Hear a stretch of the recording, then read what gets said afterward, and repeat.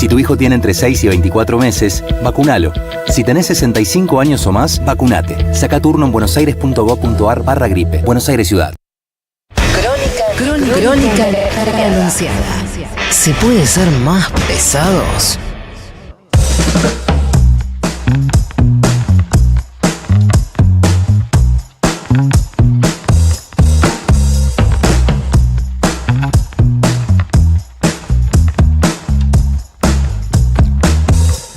Minutos pasan de las 3 de la tarde y en estos momentos en Crónica Anunciada recibimos con un fuerte aplauso a Emilia Delfino, periodista de investigación, amiga de la casa. Muchísimas gracias. Que viene con libro bajo el brazo, puede mostrarlo por supuesto, sí. La Generala Gran de Planeta. trabajo.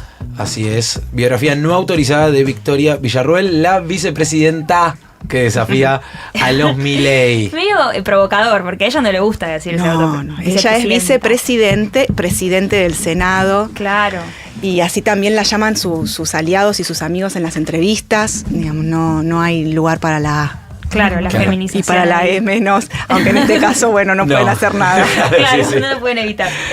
No, igual cuando la critican también desde el entorno de Milei le dicen vicepresidente. Sí, En eso no ceden. Sí, porque le molestaría mucho, creo que le dijeran. Y el otro día escuché a Karina también que había dicho yo soy la presidenta, no, el presidente del partido, como que hay algo ahí de las mujeres haciéndose varones en el decir de la estructura de Libertad Avanza, ¿no? Sí, el jefe, ¿no? El jefe, claro. Bueno, Emilia, felicitaciones primero por el libro. No lo terminé, yo lo estuve comenzando. Ya el libro arranca muy bien. Quiero que lo cuentes vos para no spoilear. Pero arranca con una anécdota que es imposible que no te atrape.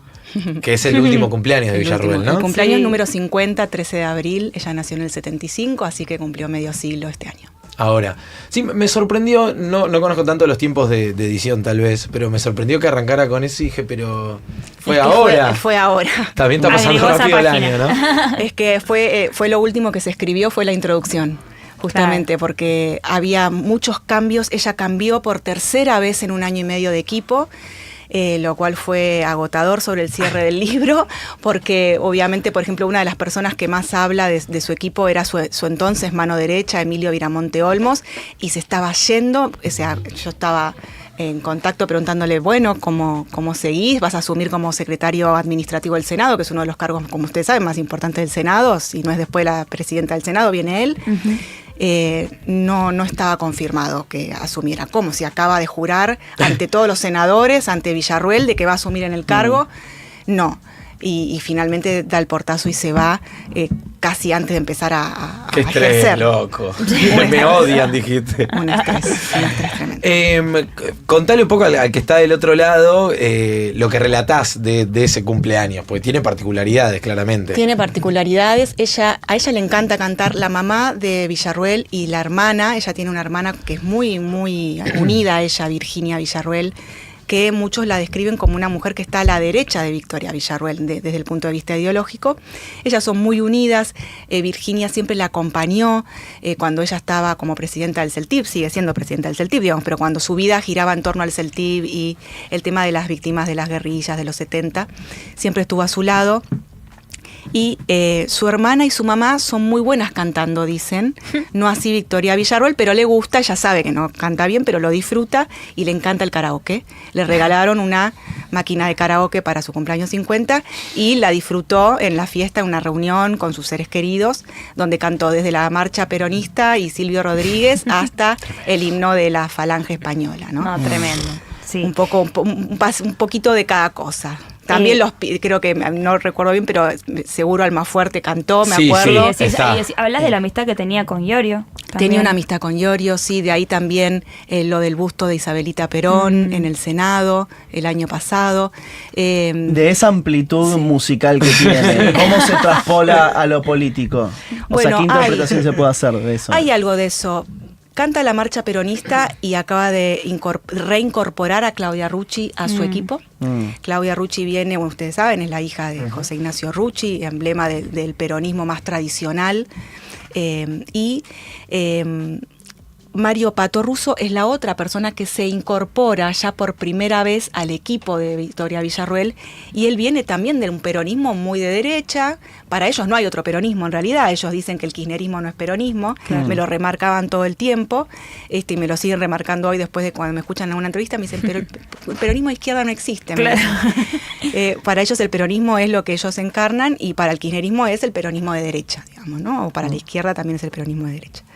Ellos, los dos vienen de ese peronismo más tradicional y de derecha, y están los dos trabajando con Villarruel. Entonces hay ahí algo que se está construyendo, se está cocinando, porque llama la atención que las dos personas que tienen roles políticos en su equipo vienen los dos de este sector, ¿no? Sí, también comentás más adelante en el libro que todo lo que fue la estructura de Pichetto de Encuentro Federal tuvo que ver mucho con ese armado de, bueno, qué rol iba a ocupar ella en el gobierno de Milei. Digo, este deseo que tenía de agarrar seguridad, corregime, creo que era defensa e inteligencia. Exactamente. 3 áreas claves para ella, y algunos incluso ya tenía candidatos para algunos lugares. Vicente Massot para defensa. Vicente Massot, ustedes saben, es un hombre de la derecha, empresario, politólogo, periodista, el primer periodista acusado por delitos de supuestos delitos de lesa humanidad, que fue sobreseído.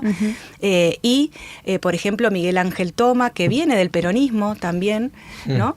Y más vinculado también a la Embajada de Estados Unidos, la CIA, la CIDE, tuvo distintos pasos y tiene muchos contactos en el mundo de la inteligencia para la Secretaría de Inteligencia. Seguridad estaba medio indeciso ahí, no había equipo. En su momento Milei hasta llegó a decir que lo absorbía ella. Exactamente, que ella iba a poner a los hombres o mujeres de esos ministerios, que los iba a manejar o monitorear ella desde el Senado, y después se los termina sacando en la alianza con Macri. Ahí se empieza a firmar el divorcio entre Milei y Villarruel. Creo que empieza antes. Todos lo identifican en ese acto de campaña aparte, con su logo, con su sello. Exacto. Claro. Es ahí. Ahí empiezan, pero hay muchas rispideces en el armado de las listas. Villarruel pretendía participar del armado de las listas que estaba a cargo de Karina, sobre todo en la provincia de Buenos Aires. ¿Y por qué? Porque ella venía a representar también al Partido Demócrata, partido también conservador de la provincia de Buenos Aires. Quería hacer una especie de devolución de favores a los demócratas, que se hacen llamar así, demócratas, porque ellos le habían prestado una estructura partidaria, y a cambio obviamente querían lugares en las listas. No había lugar para nadie de Villarruel en las listas de Karina Milei, que estaba armando con Carlos Kikuchi, el armador político de 2023, y eso generaba ya muchas rispideces. Hay incluso una anécdota en donde Villarruel lo enfrenta a Milei y le dice: soy candidata a vicepresidente y no puedo poner ni un candidato a concejal de la provincia de Buenos Aires en las listas. Y Milei le dice: yo soy candidato a presidente y tampoco. ¿No? Como diciendo, esto es de Karina. Claro. Esto lo delego en Karina Milei. Claro. Ahí aparece el jamoncito, ¿no? Un poco. Exacto. Pero marcándole la cancha también, ya empezando a marcarle la cancha, ¿no? De a poquito, ahí ya empieza a haber rispideces. Está lo que ustedes decían de este acto donde aparecen las banderas con la B y el color violeta, pero las banderas con la B de Victoria. Hay una reunión con Macri que tampoco cae bien. Hay una reunión en la Embajada de Estados Unidos con Toma y la representante de la CIA en Argentina, tampoco cae bien eso, ¿no? Como muestras de autonomía. A pesar de que ella le avisaba a Milei, voy a reunirme con Macri, ¿Lo de Macri se avisó? Sí, ellos dicen que se avisó. El encuentro de Cumelén, hablamos del encuentro de Cumelén. No, en realidad ellos dicen que ese encuentro nunca existió y que fue en la casa de él acá. Que fue en la pero casa fue en el verano ese de la Asunción. Sí, exacto, sí. Fue cuando Milei mismo se estaba reuniendo con Macri para terminar el acuerdo. Ahí ella va atrás de Milei y se reúne también, pide una reunión con Macri. Y la reunión se la arma Emilio Viramonte Olmos, este abogado cordobés que justamente era su vínculo con Macri y con muchos sectores del poder, porque es un hombre muy bien conectado, ¿no? En el poder de Córdoba y de la Argentina. Él le arma esa reunión con Macri, que es una reunión que ella pide y que los Milei no entendieron para qué era, porque las cosas se negociaban entre los Milei y Macri. Hay algo de la rispidez que tienen ellos dos, Victoria y Javier, o Karina con Victoria, o quien sea, que vos un poco también, no lo decís así, pero exponés que la llegada de Victoria al entorno de Milei no te digo que no es por casualidad, pero digo, las otras opciones que tenía Milei para una persona que la acompañe en la fórmula era Lizzy Tagliani y la tercera no me la acuerdo. Una influencer libertaria que después fue candidata a la legisladora porteña, si mal no recuerdo. Claro, y que es la recomendación, si no digo mal, de Gómez Centurión, que termina acercando a Villarruel, ¿no? A la figura de Milei. Entonces como que hay algo ahí de que ellos no comparten una tradición militante partidaria. No, es una alianza que ya venía. Por un lado, algunos lo veían muy positiva la alianza, por otro lado, algunos podrían decir viene un poco mal parida. Son de sectores de la derecha que no coinciden en muchas cosas, en algunas sí. Por ejemplo, los dos están en contra de la despenalización del aborto, de muchos de la ampliación de derechos civiles a LGTB, incluso tienen una posición hasta similar sobre el tema de los 70, pero en muchas cosas están muy separados, el nacionalismo. Tal vez incluso en la represión de la protesta social, ¿o no? Sí, en realidad hay sobre todo una visión muy diferente sobre lo que tiene que ver con la economía, con el rol del Estado, a pesar de que ella está a favor de la reducción del Estado, pero con ciertos límites que aparentemente quedaron manifestados o manifiestos el sábado cuando habla del tema de los fondos de la CIDE, ¿no? ¿Por qué no a los jubilados? ¿Por qué no a los discapacitados? Y sí a la estructura del aparato de espionaje del Estado. Claro. Ahora, uno no deja de preguntarse ahí si es una Villarruel verdaderamente conmovida por la situación de los jubilados y de las personas discapacitadas, que dice, che, no da darle gastos reservados a la CIDE, a Trochimoche, si los jubilados están así. O es oportunismo. O es oportunismo porque en realidad ella sería quien se estuviera dando los gastos reservados para la CIDE, ¿no? Claro. Bueno, ese es el gran dilema con Villarruel. Ella incluso en los últimos discursos estuvo hablando de, ya con una situación económica y social, con los temas de, por ejemplo, de las represiones en la puerta del Congreso. Ella en algunos discursos que dio dentro del Senado para un público muy reservado, salió por YouTube, pero no salían los medios, hablaba de justicia social. Pero después, cuando el kirchnerismo le pide en el Senado no avalar la represión en la puerta del Congreso, ella no da lugar a eso y le dice el que se quiere ir que se vaya, le dice a Guado de Pedro, ¿no? En un momento e incluso abiertamente ahí se muestra funcional a la estrategia de Bullrich y de Milei en ese momento, ¿no? Y estaban reprimiendo en la puerta del Congreso. Entonces, hasta dónde, como vos decís, realmente esa es una Villarruel real. Ella hace mucho hincapié siempre en que ella, por ejemplo, va al supermercado, ella sabe lo que salen las cosas, ella sabe lo que es vivir de un sueldo, hace mucho hincapié en eso cuando habla con la gente para diferenciarse. Se queja mucho de su sueldo porque dice que no alcanza, no puede justificar cómo con su sueldo al menos habría pagado el alquiler de la casa en el Country El Encuentro durante 2024, que pagó por adelantado un año de alquiler, un alquiler que no estaba a nombre de ella, digamos que hubo todo un armado para que ella no quedara registrada como la inquilina de esa casa, un lugar donde las casas no bajan del $500,000, ¿no? Wow. Y ella dice que, bueno, lo pagó con plata que le dejó su abuela, plata que no está en sus declaraciones juradas. ¿Hay enojo o tensión también por lo que pueden haber sido promesas de Villarruel a represores o a genocidas y que el gobierno no acompañó?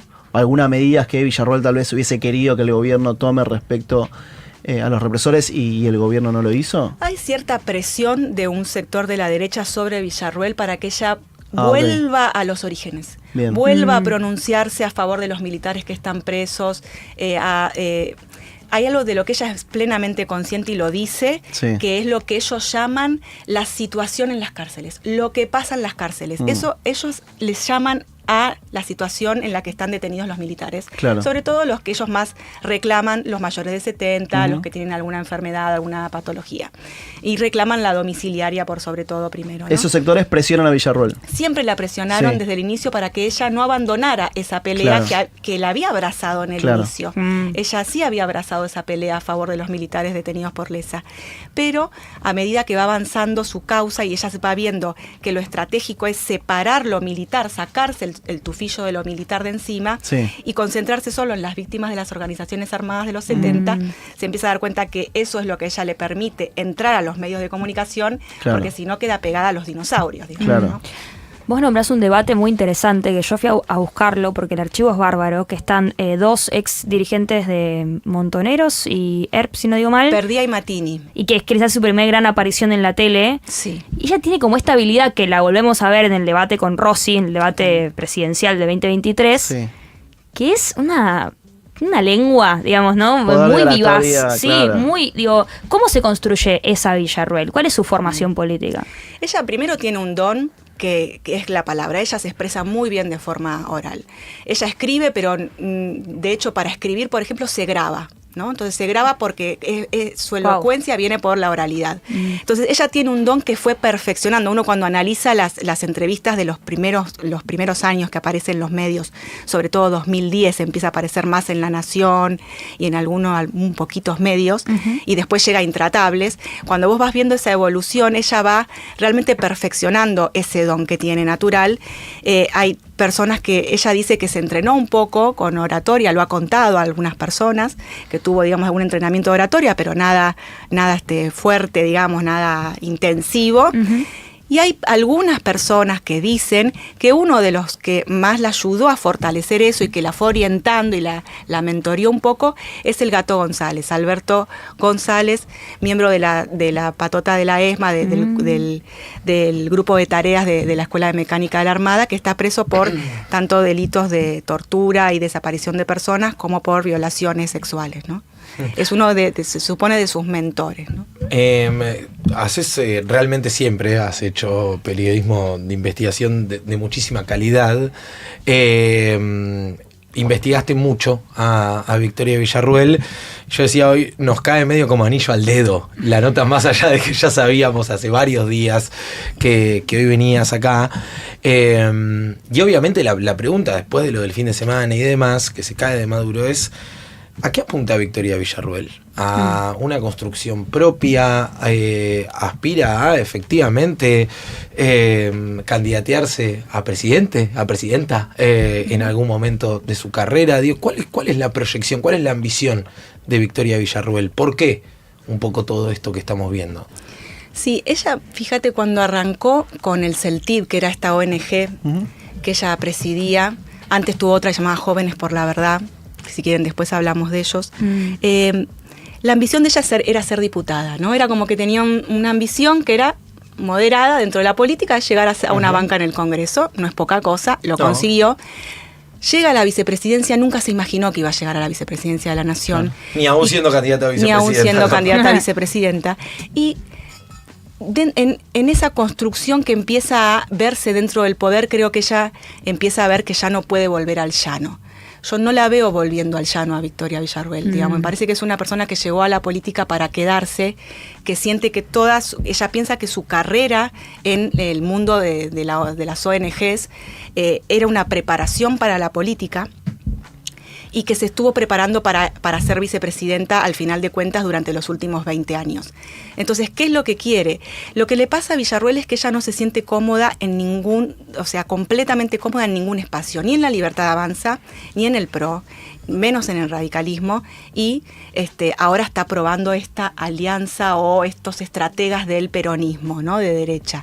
Entonces, me parece que ella primero tiene que encontrar el espacio y después tratar de ver si desde ese espacio puede ser esa figura líder, que liderar a ella le ha costado mucho porque es más individualista, es más de construir de forma solitaria que de ser una líder de grupo, digamos, ¿no? Por eso le costó tanto construir grupos de trabajo en el Senado. Pero también por eso se siente cómoda en el conflicto, ¿o no? Exactamente, sí. Se siente muy cómoda en el conflicto. Es una persona que está acostumbrada al conflicto desde siempre, que se maneja muy bien, que surfea, que con la palabra puede enfrentar a cualquier enemigo, donde ahí priman las formas más que el fondo, no importa lo que diga, sino cómo lo diga y con qué nivel de agresión pueda imponerse frente al adversario.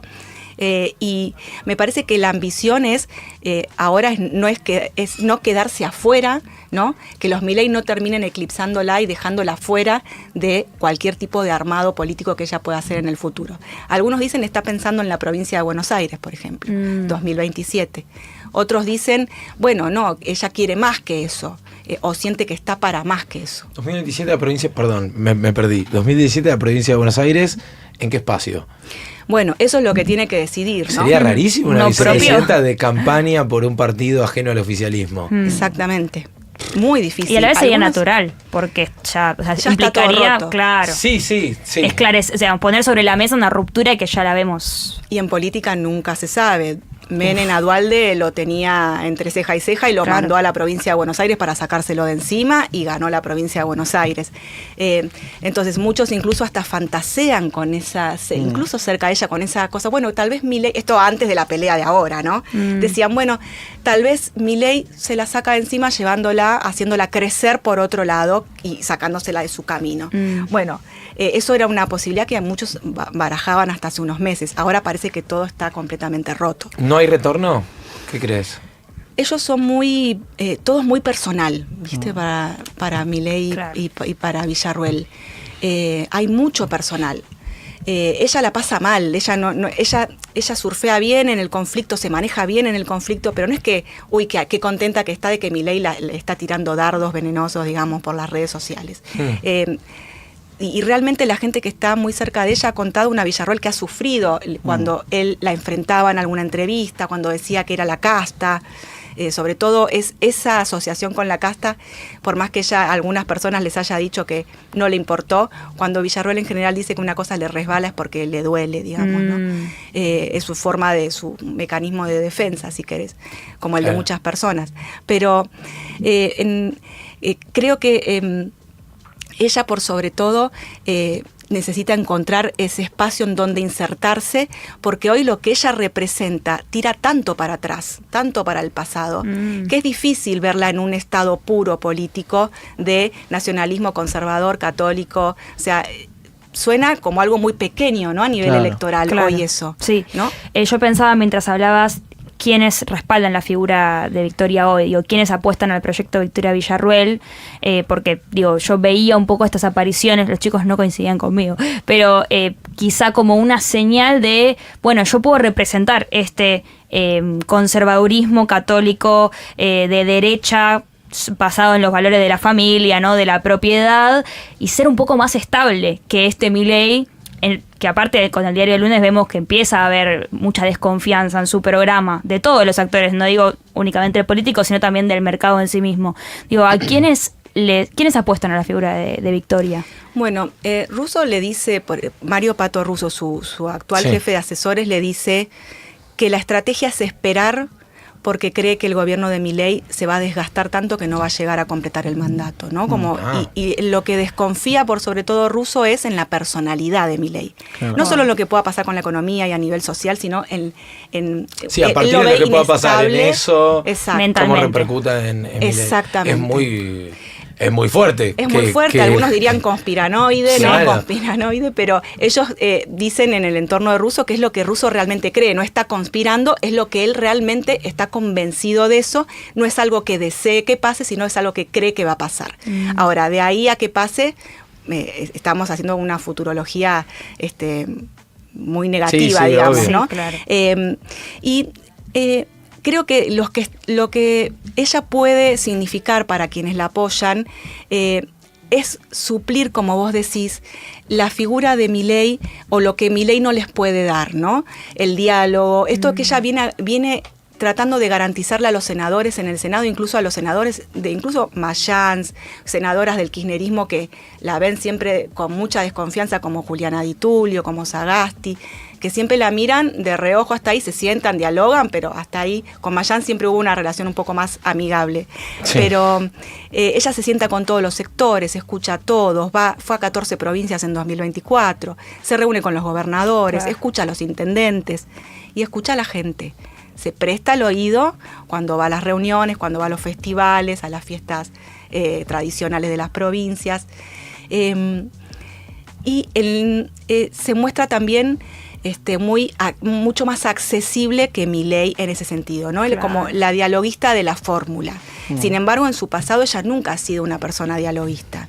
Esto es como una Villarruel nueva, que es la gente que la conoce hace 20 años la desconoce, ¿no? Dicen, ¿quién es esta Villarruel nueva que llega al Senado y de repente es la representante de la apertura política en la derecha, digamos? No la ven, no la pueden asociar con la Villarruel que conocieron durante tantos años. Pero todo esto tiene que ver con lo que vos definís como el divorcio. Como que ella ya superó el divorcio, creo que es el textual. Que no te corresponde a vos, sino que... A Viamonte Olmos, claro, mano derecha hasta Mayo. Que responde un poco a eso, esta nueva versión. Exacto. ¿No? Sí, y que ella ya venía tratando de imponerse siempre como esa figura que venía a suplantar lo que Milei no le podía dar a la clase política, que ella venía a dialogar y a negociar, ¿no? Y de esa forma hacer funcionar el Senado, decía. Los atendía a todos en su despacho, o a casi todos. Hay senadores que no tienen abierta la puerta del despacho. Ella tiene dos personas a las que le cuesta mucho dialogar, y cuando dialoga es con agresión. Uno es Guado de Pedro, la otra es María Eugenia Duré, porque le plantea todo el tiempo, hace mociones por Malvinas, y a Villarruel se le erizan los pelos. Claro, son como, los dos puntos débiles, los ¿no? Dos puntos débiles, los 70 y Malvinas. Los dos puntos que además conectan con su papá. Y sin embargo, con el resto es sonrisa, apertura, simpatía, tratar de diferenciarse de lo que ella dice que era el manejo que tenía Cristina Fernández de Kirchner en el Senado, que era más hermética, ¿no? Que no desbordaba simpatía por los pasillos. Algunos senadores al principio estaban muy contentos con ella. Decían, es una chica linda, es una chica agradable, simpática, se puede hablar.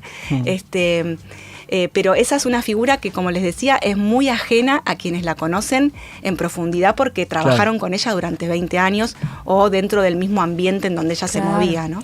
¿Pensó en algún momento en renunciar? ¿En este tire y afloje o en esta tensión con el presidente? No lo sé, no sé si pensó en renunciar, pero lo veo difícil. Claro. Ella es muy aguerrida. Y ante el ataque redobla la apuesta. Entonces siempre se acostumbró a redoblar las apuestas. De hecho, ella sale instantáneamente, es impulsivo lo que hace en los últimos días contestando por las redes sociales. Ella es muy nocturna, por ejemplo. Arranca tarde, a la mañana, no le gusta a la mañana temprano, prefiere arrancar más tarde, se queda hasta muy tarde en el Senado. Y después se queda... pudiera, ¿no? Se queda se queda gran parte de la madrugada contestando mensajes a los seguidores en Instagram, en Twitter, manejando sus redes sociales, porque las maneja ella, no deja que nadie se las maneje. Y es en ese momento en donde ella está más tranquila, sola, es donde decide contestar, salir a contestar y romper todos los puentes, ¿no? Me parece que tiene una personalidad de siempre redoblar, ¿no? No echarse para atrás nunca, sino redoblar. Le costó mucho llamarse a silencio y aguantó todo lo que pudo, dicen al lado de ella, ¿no? Claro. Me gustaría que hablemos un poquito del capítulo, su vínculo con los genocidas, que bueno, en realidad vos vas leyendo el libro y te das cuenta de que son quienes la forman en política, ¿no? Un poco, pero ahí hay algo sobre el vínculo que tiene ella con su padre, digo, cómo aparece la causa Malvinas como una brújula casi que orienta su vocación política.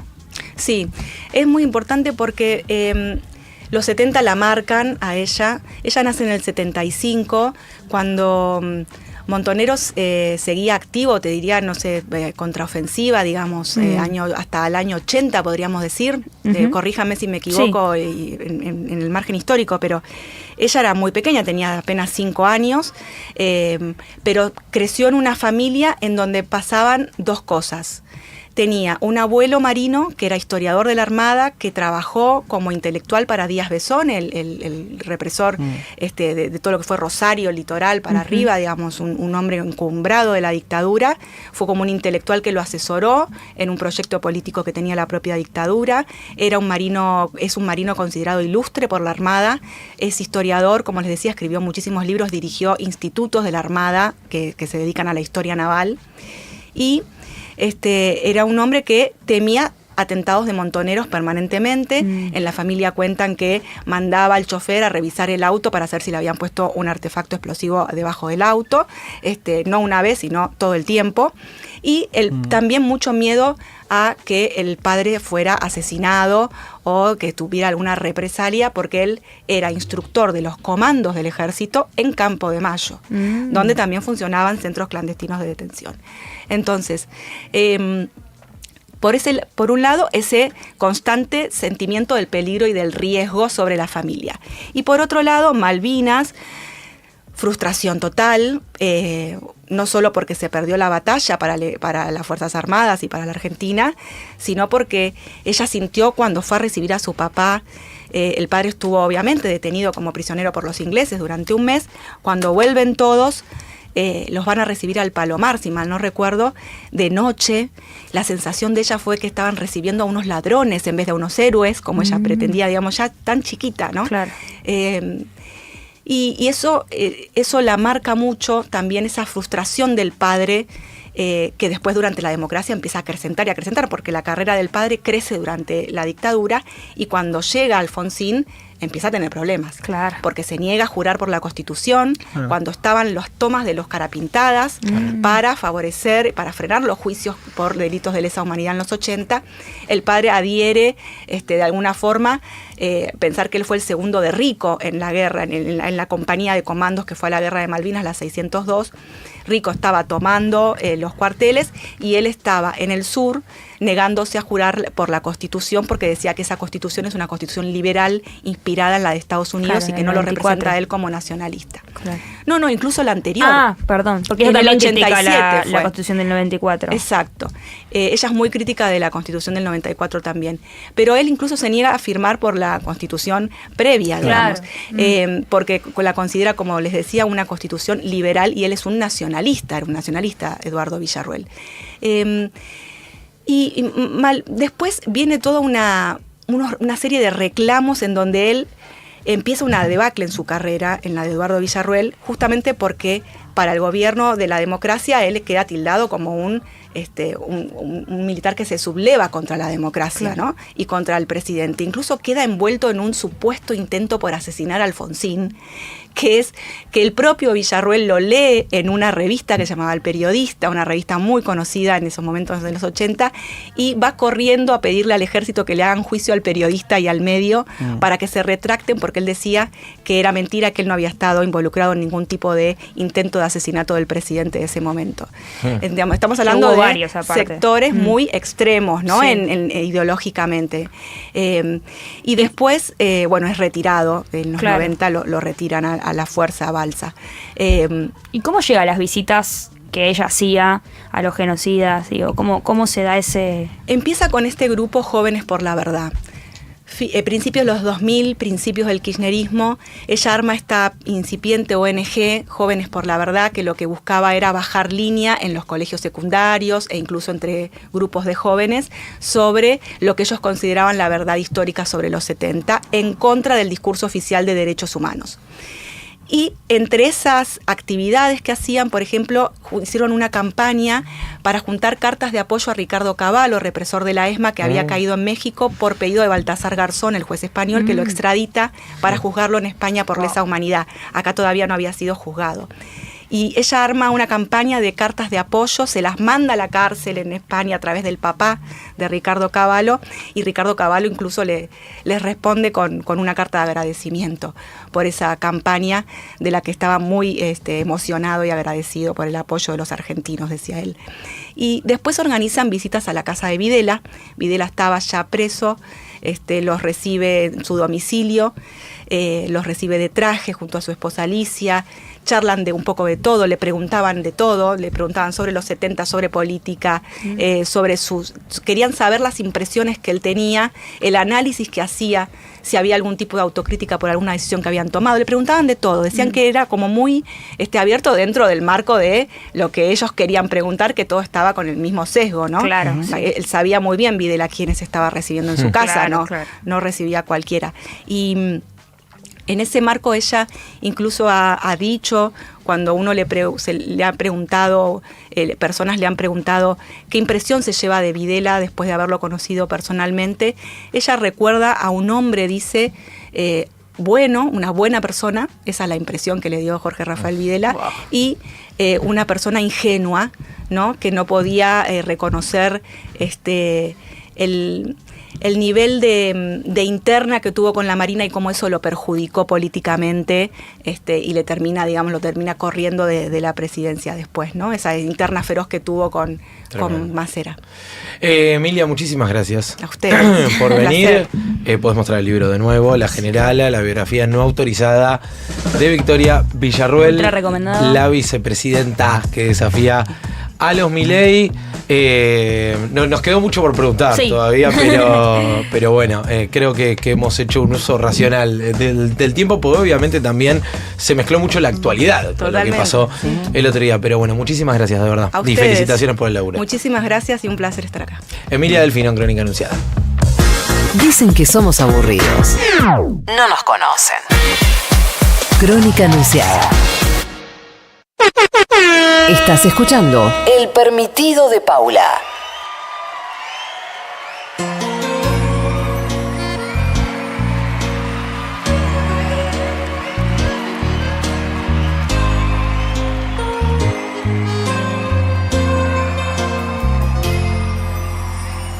La que nada debe, nada teme. Robado se va lo que robado viene. Tu papá y mamá debieron enseñártelo. Te enloqueces cuando él habla conmigo. Él me extraña y yo ni siquiera lo miro. Niña, no tengo intenciones de quitártelo,